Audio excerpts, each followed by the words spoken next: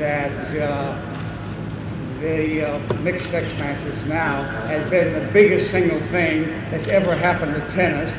And it just so happens it's been very good for ladies tennis, it's been very good for men's tennis, and it just happens to be pretty good for Bobby Riggs too, but that's incidental. The main thing is that the game that tennis players like Billie Jean and myself, who played all of our lives in a sport that we both love so much. I've been playing since I was 12, and Billie started out as a youngster too.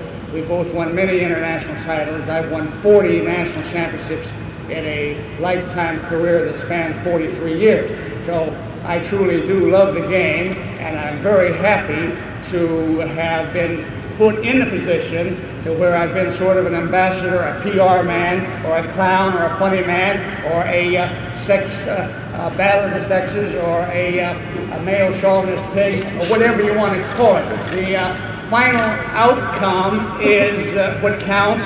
And the final outcome is that tennis has been the big beneficiary of it all over the world. Tennis eyes of the world are focused on the ladies more than they ever have, and even the men's tennis hasn't suffered anything by it. And I think it is true that some of the very fine touring pros sort of would consider this Mickey Mouse tennis, what have you, because they know, as I know, and as Billie Jean knows, that there's no way a woman can play tennis with a good man tennis player. But what makes this match a credible match, and what makes it the attraction that it is, and why the eyes of the world are on it, is that this isn't just a tennis match. This is a battle of the sexes, and the gladiator for the men happened to be me. I happen to be cast into that role, a 55-year-old guy with one foot in the grave that hasn't played tournament tennis for 15 or 17 years. Now, Billie Jean King and Margaret Court and Everett and the other good women tennis players would be too smart to get on a court with a good young tennis player. But look at me, at Lars, and the whole world. Love to see a good contest. So